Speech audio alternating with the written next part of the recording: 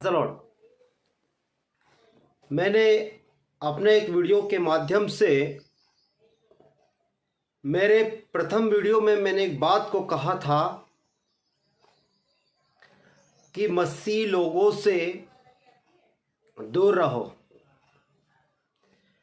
तो मेरी बातों को बहुत सारे मसीह विरोधी संगठनों ने हल्के में लिया और ध्यान नहीं दिया। मैंने उनको समझाया था कि मसीह एक आग है और हमारे परमेश्वर का वचन इस प्रकार से कहता है कि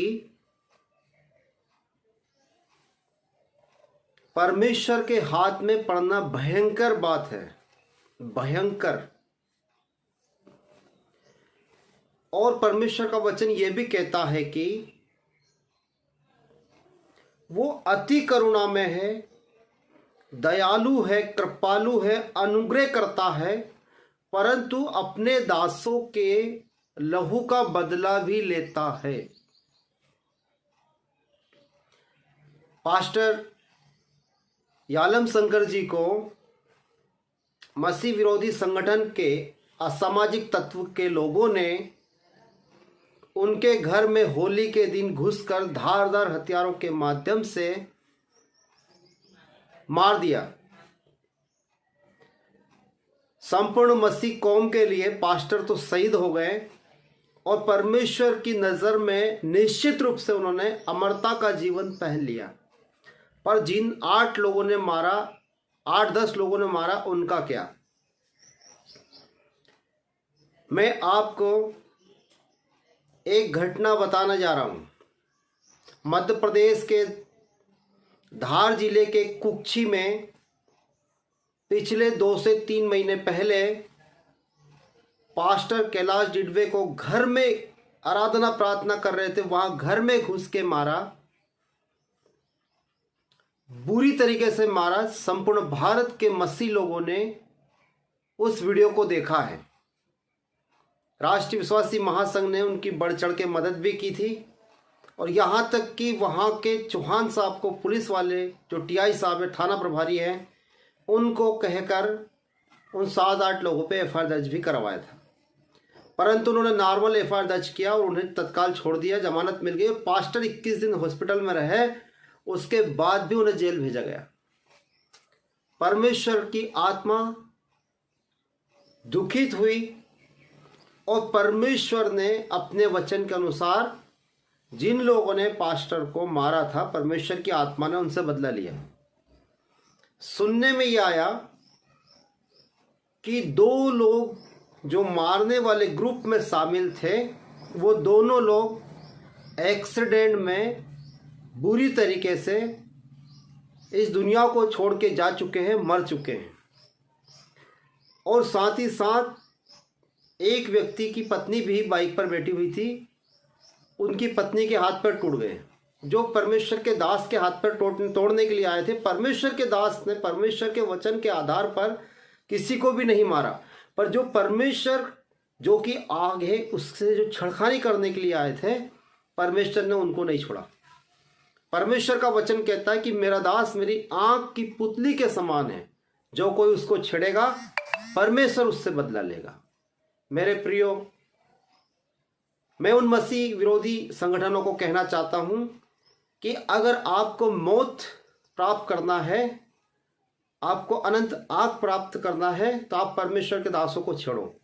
परमेश्वर के दासों का कोई कसूर नहीं, सिर्फ इतना सा कसूर है कि वो परमेश्वर के कलाम को, सुसमाचार को दमदारी के साथ, पूरी ताकत के साथ अन्य जातियों को बताते हैं। और वो सिर्फ इसलिए बताते हैं कि परमेश्वर के दासों को यह निश्चित है कि हमने अमरता का जीवन पहन रखा।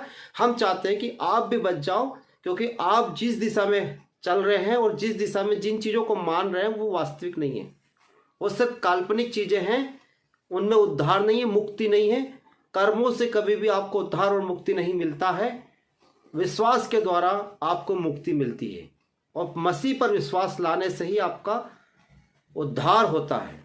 देखिए, अभी पास्टर आलम शंकर जी को जहाँ पर मारा है उनका ब्लड भी अभी तक सूखा नहीं है और वो ब्लड गवाही दे रहा है परमेश्वर के सामने, और उनके घर पे उनके बच्चों और उनकी पत्नी से मिलिए और इस परिवार के लिए खास करके स्पेशल प्रार्थना कीजिए। Myself, Pastor Nagendra Kumar Jana, Bus of Christ Missionary Mission. Very sadly today I would like to brief about the family left behind by martyred Pastor Yalam Shankar, who is known as Yalam Timothy in this area. He was a senior pastor, about 20 pastors under him.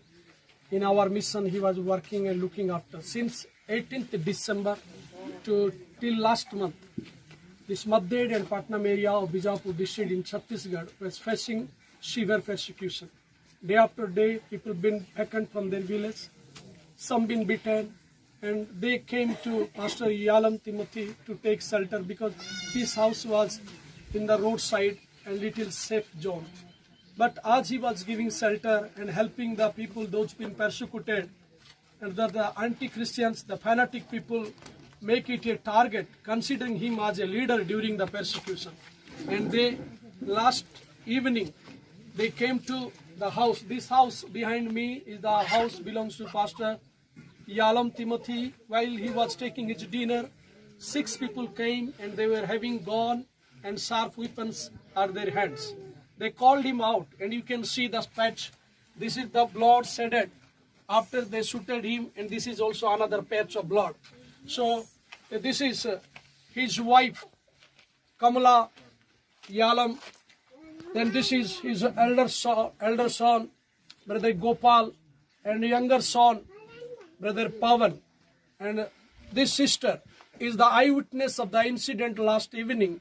He is the son-in-law, means wife of his elder son. And she saw all the incidents. They bound his hands, keeping backside in this spot, then asked him to kneel down. Then after they shooted him 2 bullets. After that, they caught by the sharp knife to his backside or neck. And they, after some time, they came back again to see whether he is dead or not. So they kicked him also after his death also. So this is the pathetic thing happened. The pastor was an innocent man. They just put an allegation to kill him. And that allegation is like police informer. But in reality, he was a servant of God, helping the needy, helping the persecuted church.